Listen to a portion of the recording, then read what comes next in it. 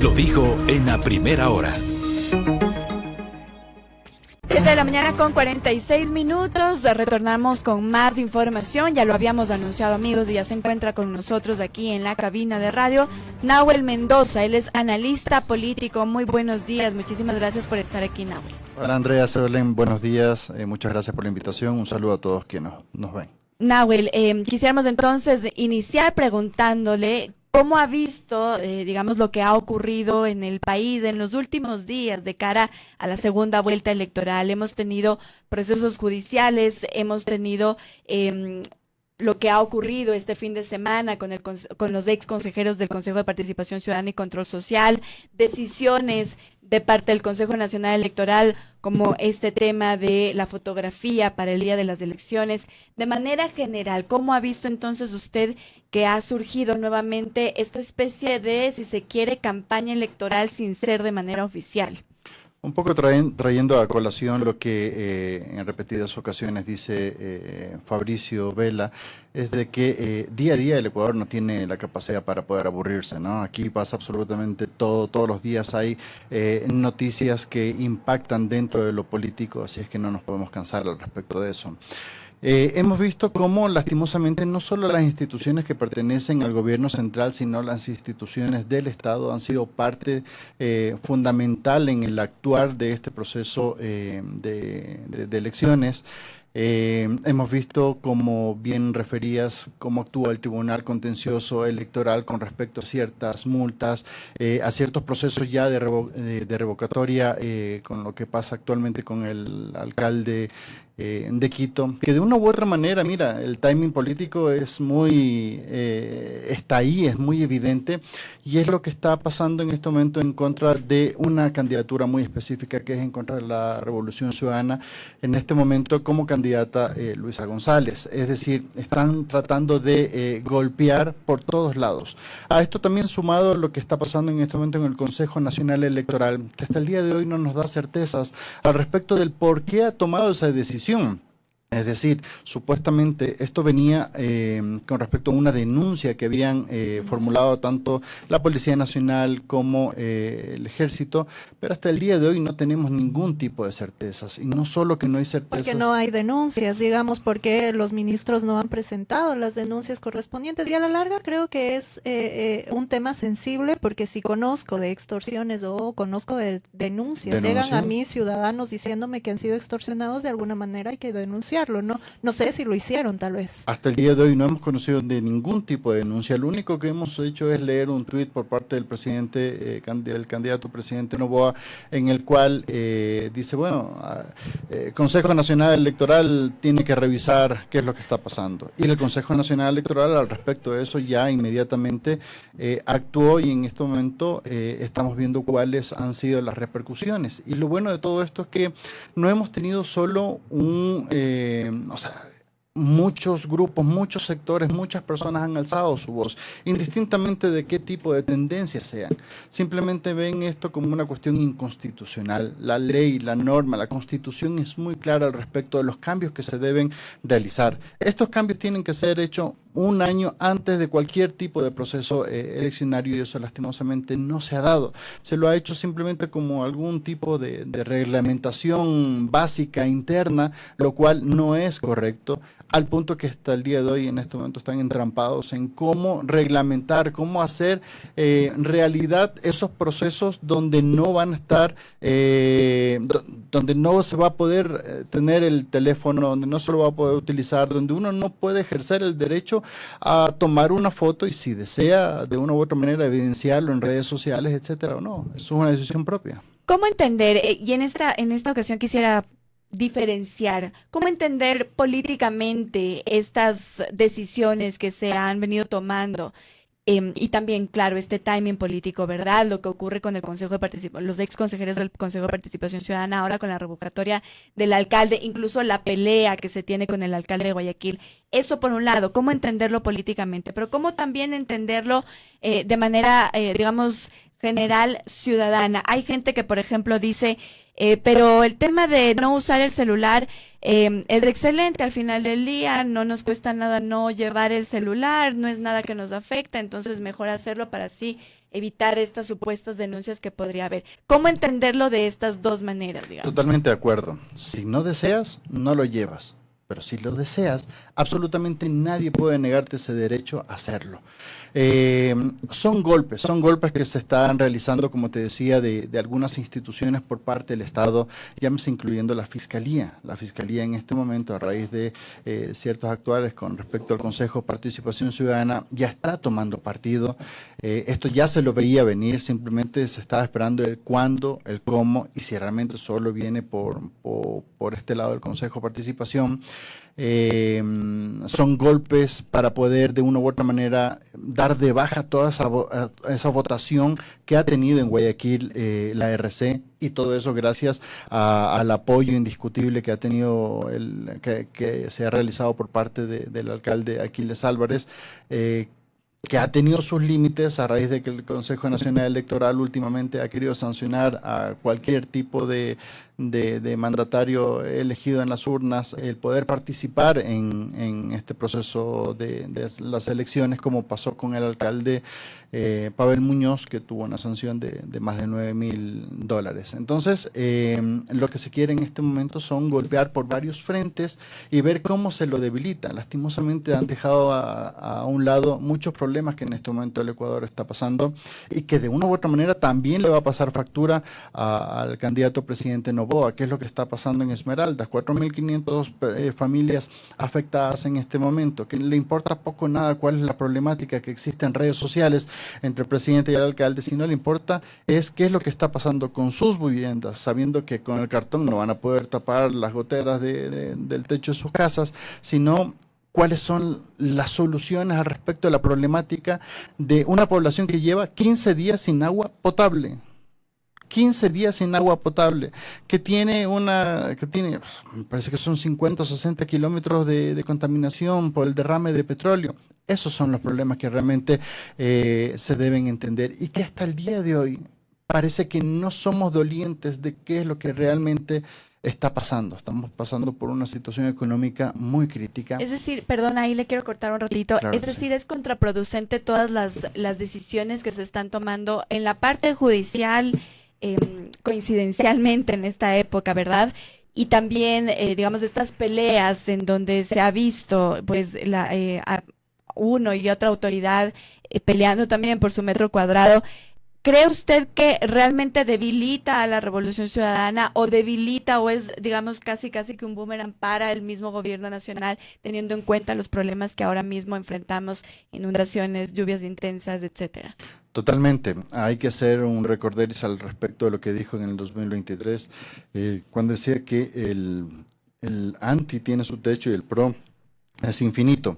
En este momento él está cayendo justamente en esas palabras, todo lo contrario a lo que había manifestado en su momento, y lo único que se ha dedicado últimamente es a pelear con diferentes personajes de la política ecuatoriana, en vez de hacerse cargo de lo que realmente en este momento es necesario. Es decir, si nosotros si el presidente en este momento, en vez de ir directamente a estos lugares que han sido afectados como es Esmeraldas, y en vez de eso le dice a una ministra, sabes que tú anda para allá y tú resuelves esa cuestión, te das cuenta de lo poco empático que es con la problemática que en este momento el Ecuador está viviendo, Esmeraldas está viviendo, 4.500 familias damnificadas que no tienen dónde dormir, y aún más familias sin tener agua potable, repito, por 15 días. Cuando tú no eres doliente al respecto de eso, simplemente esto te pasa factura, que es el día de mañana en la votación. Ojo con la costa. La costa en este momento está sufriendo por todos lados, inseguridad, lluvias, deslaves, desempleo, y si te pones a preguntar por qué razón fue esa votación tan alta que tuvo la RC, no necesariamente fue por votar por Luisa González, por la RC, sino fue un voto castigo, una pequeña proporción, un voto castigo hacia el candidato presidente Noboa, y esto se va a replicar y va a coger más fuerzas en estos días. Hablemos también acerca de la decisión o las resoluciones que ha tomado la CONAIE. Desde la Revolución Ciudadana han planteado planteado la opción para que se instale una mesa para dialogar entre Revolución Ciudadana y, por supuesto, todo el movimiento indígena. ¿Cómo podemos ver esto de cara, digamos, a la segunda vuelta electoral? Entiendo que los votos no son endosables, pero de alguna manera la organización de la CONAIE también nos permite entrever que habrá un posible apoyo de llegar a acuerdos, obviamente, y que, por supuesto, el tercero en la disputa en la primera vuelta fue Leonidas Issa. Así es, el mismo que está condicionado, ¿no? Es decir, tenemos en este momento más o menos 44% que sacaron cada uno de los candidatos, tanto Luisa González como Daniel Noboa. Tenemos en juego alrededor de 8 puntos que en este momento los tienen en su mayoría tanto Leonidas Issa como Andrea González.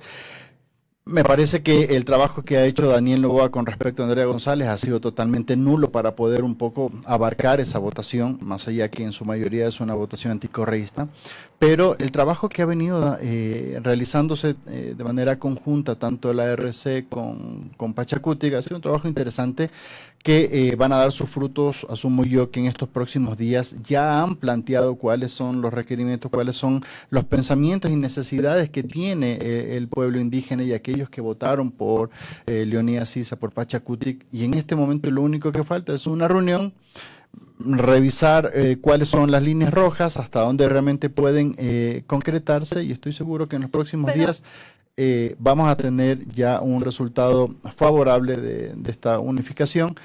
Es verdad, no son endosables, pero en este momento nosotros tenemos que saber qué es lo que piensa, qué es lo que pensó en su momento ese elector de Leonidas Issa, y saber que allá tenemos que ir. ¿Qué es lo que realmente vio? Y la vio? propuesta de Luisa González, que digamos desde la Revolución Ciudadana han planteado que el gobierno sea entre todos, que se abre el paraguas para que también se involucre a funcionarios incluso de otros movimientos políticos, ¿podría dar este acercamiento y estos votos que necesita Luisa González para ganar la segunda vuelta? No sé si en la inclusión de funcionarios ya como ministros que puedan ser absorbidos por parte de la RC sobre Pachacutic, porque no tendría la capacidad para poder tomar ciertas decisiones dentro del plan de gobierno, pero sí asumir, por ejemplo, la parte del extractivismo, y revisando ciertas concesiones, fomentar lo que es la parte agropecuaria, es decir, esas partes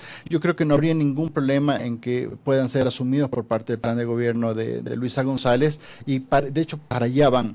Pero repito, lo que se tiene que entender en este momento es cómo piensa aquella persona que votó por Leonidas Issa, qué es lo que vio en Leonidas Issa y qué es lo que tiene que replicar dentro de su parte discursiva para poder asumir. Y no solo eso, perdóname ahí, hay un voto que todavía no se lo está viendo, que es un voto blando que se fue con Daniel Noboa. Y ese voto blando no crean que se va a quedar ahí, es decir, ese 44%, un poquito más, que votó por Daniel Noboa, no necesariamente va a permanecer ahí constantemente hasta el día de las elecciones. Y viceversa, es decir, que hay un voto blando también de Luisa González. Totalmente, pero quien más en este momento está en la palestra pública con una capacidad de desencanto hacia la población es Daniel Noboa en su actuar como presidente de la República, o en la falta del mismo. Entonces, estamos hablando de por lo menos un 12-15% de un voto blando que vio en Daniel Noboa en su momento esa capacidad de no ir a confrontar, de tener ideas para poder tener más empleo, más desarrollo, etcétera, que hoy por hoy ya no lo está viendo. Entonces, cuidado, y comienza a migrar ese voto blando al nulo, a la RC, al blanco, y va a quedar con una sorpresa inmensa en esta segunda vuelta si las cosas siguen así. ¿Cómo ve, digamos, políticamente a las dos candidaturas de cara al debate presidencial que es ya este domingo? ¿Cree usted que el debate presidencial va también a marcar una diferencia en estos porcentajes que ahora mismo se tiene? Hay que hablar del electorado que de Pachacutic, de Leonidas Issa, y el electorado de Andrea González. Ese es en este momento, yo creo que el foco, el fundamento que deben centrarse ambos candidatos ahora en el debate. Y el nulo, de alguna manera. Sí, totalmente, y el voto blando una vez más. hay que tener la capacidad narrativa para poder llegar a todos esos sectores y llamarlos así, es decir, ver qué es lo que quieren, qué es lo que necesitan, cómo piensan, qué es lo que buscan de un candidato a presidente para que en ese momento, con los bytes que se vayan realizando a lo posterior, puedan ya tener la capacidad de captar esa votación. Para usted va a influir, para usted va a influir realmente el debate presidencial, es decir, la gente está interesada en ver el debate presidencial el día domingo. Y le digo esto porque, digamos, hemos visto mucho hartazgo, si se quiere, de la ciudadanía. Hemos conversado con varios analistas y nos dicen, claro, esto es solo casi que una tercera vuelta desde el 2023. La gente ya no quiere ir a votar, la gente ya no quiere ni siquiera preocuparse tanto en pensar por quién voy a votar, ya tengo mi voto decidido, etcétera. En ese contexto, nuevamente le reitero, el domingo va a ser crucial para estas estadísticas que tienen las dos candidaturas. No sé si el domingo, pero creo que es más posible que sea el día lunes. ¿Por qué razón? Porque es el post-debate. Lo que es el post-debate, cómo vayan a manejar los equipos de comunicación de cada uno de los candidatos va a ser fundamental. Va a ser fundamental recoger esas ideas, esos pequeños extractos para poder llegar a esos votantes que en este momento están indecisos, que están por el nulo, que todavía no les convence inclusive por quienes votaron en una primera vuelta. Así es que yo creo que es fundamental lo que vaya a pasar en el post-debate el día lunes, martes, para llegar a toda esa población de manera inmediata. Y no solo eso, sino es que hay que ver otro factor que es muy determinante, que es el factor económico. En el debate yo creo que se tienen que topar mucho esos temas, porque hasta el día de hoy no hemos tenido ningún tipo de realce. De hecho, el desempleo ha aumentado, el empleo informal ha aumentado, y esos son golpes que los lleva directamente el gobierno nacional. No solo eso, sino es que hace 2 días atrás se tenía que haber recibido 500 millones de dólares por parte del Fondo Monetario Internacional, y este desembolso ha sido parado. O sea, simplemente se lo postergó porque primero, hasta después de las elecciones, y segundo, porque no existen las condiciones necesarias para que estos desembolsos se den, lo cual quiere decir que va en un golpe directo a la economía del país.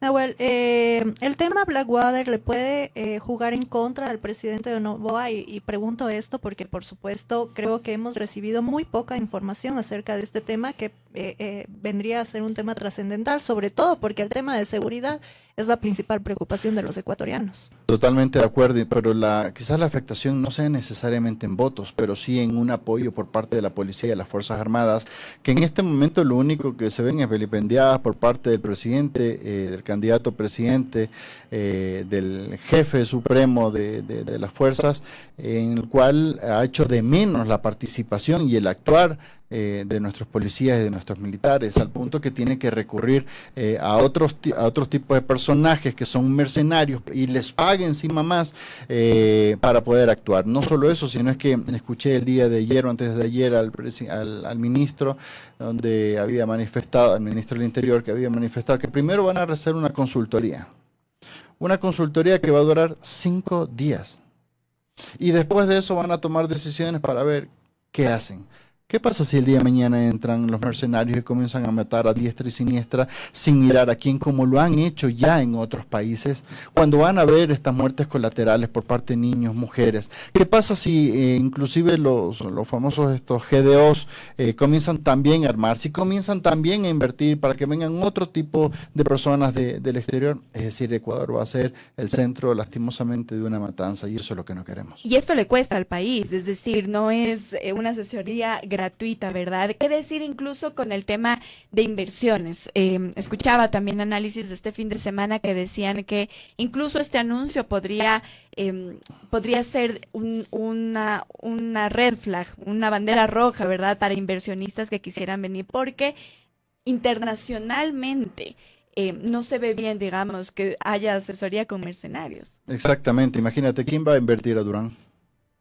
¿Quién va a invertir en Esmeraldas? Las empresas en Durán ya están saliendo porque no tienen en este momento la capacidad suficiente para contratar guardias, para que la policía también les dé custodia para que no les puedan manipular los embarques que llevan directamente a los puertos. Entonces, todas estas afectaciones repercuten económicamente en el sector empresarial. Entonces, en este momento tenemos una inversión internacional que es una de las peores de toda la historia del Ecuador, de toda la historia del Ecuador. Entonces, que creo que no llega ni siquiera a 50 millones. Entonces, esa problemática se extiende a todos los multiniveles socioeconómicos que existen en el país. Entonces, la afectación es muy dura, no hay una respuesta, no hay una concepción diferente, no hay políticas públicas. Hace un rato escuché a la ministra hablar sobre políticas públicas. No existe bajo ningún ámbito, en ningún sector, políticas públicas económicas, de seguridad, de salud. Entonces, lastimosamente estamos en un país quebrado. También hemos invertido más de $100,000 en tener acercamientos con el presidente Donald Trump. También no es algo que se está comunicando, no sabemos exactamente qué temas Ecuador buscaría tratar con el presidente Donald Trump, pero digamos, ya en un gobierno de salida, ¿qué tan cercanos, qué tan importante podría ser este acercamiento? Yo sé que por geopolítica es importante, pero digamos, en los temas ya del interés ciudadano, ¿qué tan importante puede ser este acercamiento con el presidente de Estados Unidos? Les importa poco nada, es simplemente una cuestión de para la foto y pare de contar, y de hecho dentro del timing político lo que se hace es hacerlo ahora justamente para que Donald Trump por ahí emita un par de palabras y ver si es que apoya un poco al presidente Daniel Noboa, que está cada vez venido a menos.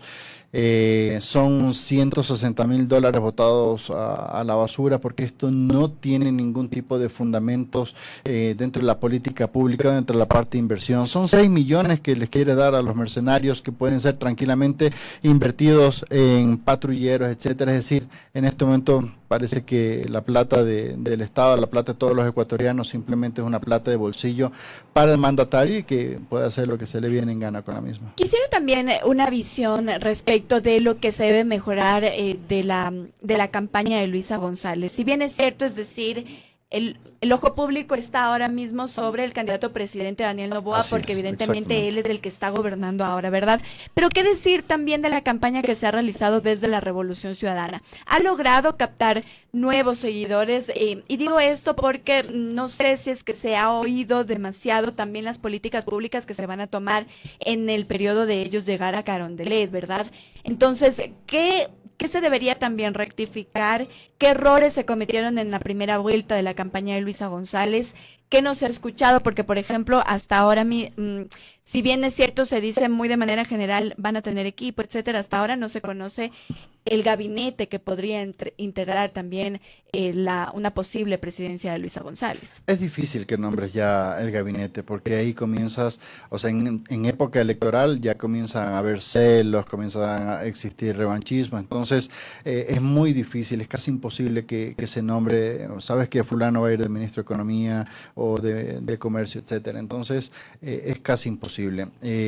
Yo creo que uno de los problemas que hoy por hoy han existido son las vocerías. Yo creo que hay ciertas vocerías que han sido sacadas de contexto, y los mismos han servido mucho para viralizar en redes frases y palabras que no han querido decir eso, como con respecto a la dolarización, al problema con Venezuela, etcétera. Entonces yo creo que las vocerías tienen las viejas y confiables, ¿no? Que son la materia de toda campaña electoral. Así es. Entonces hay que cambiar las vocerías, hay que hacer una campaña mucho más de territorio. Mucho más de territorio. La gente necesita ver. Yo, por ejemplo, hoy día estaría en Esmeraldas. Que es una cuestión populista, que solo cuando hay este tipo de problemas van. No, la gente necesita que una autoridad o que una posible autoridad esté ahí, y que saben que pueden contar con la misma, no que andan delegando a otros ministros. Me parece que el territorio hoy por hoy va a ser fundamental, aún más con la problemática que existe a nivel nacional, con las lluvias, los deslaves, las inundaciones, etcétera. No tanto meterse en ese problema político del día a día que le dijo Aquiles Álvarez lo uno, que con el Pavel Muñoz lo otro. No meterse ahí, sino es una necesidad en este momento de ir con el ecuatoriano a pie y ver qué que ella es uno más de ellos, que conoce las realidades, que es sintiente respecto de las problemáticas que existen, y yo creo que se le va a dar un gran resultado. Justamente estos temas políticos y judiciales le podrían beneficiar a la Revolución Ciudadana o no. Y me refiero a, por ejemplo, el caso Pavel Muñoz en el Tribunal Contencioso Electoral, el caso Ligados, que ya se tuvo notificaciones este fin de semana, Eduardo Franco Loor, que regresó, o más bien lo deportaron desde Estados Unidos. ¿Todo esto le beneficia o le perjudica a Revolución Ciudadana de cara a la segunda vuelta? Estamos en un momento que eso ha quedado en un segundo plano. Quizás en otro momento esto pudo haber tenido algún tipo de repercusión, pero creo que, repito, los problemas de las lluvias, de las inundaciones, de los derrumbes, en este momento está cobrando un tinte mucho mayor y deja a un lado estos problemas políticos que se han venido dando. Y es por eso que en el análisis de las temáticas que en este momento, así la conversación que tiene el ecuatoriano, hay que analizar para ir directamente hacia esos temas y cuáles pueden ser las soluciones. Me parece que el gobierno piensa y ha tomado últimamente muchas malas decisiones pensando de que van a seguir con las viejas confiables, van a querer golpear a los alcaldes y prefectos por parte del RC, y por ahí no va la cosa. La gente en este momento en la calle está viendo qué comer, la gente en los hospitales están viendo en este momento cómo pueden salir adelante con sus hijos enfermos, porque no hay ningún tipo de insumos y los tienen que ver cómo los consiguen afuera. Allá hay que hablar. Bien, de acuerdo, muy bien. Muchísimas gracias, Nahuel, por su presencia aquí en La Primera Hora. A ustedes, muchas gracias. Conversábamos con Nahuel Mendoza, analista político, para mirar el panorama electoral de cara a la segunda vuelta. Primera plana. Todas las noticias, todas las voces.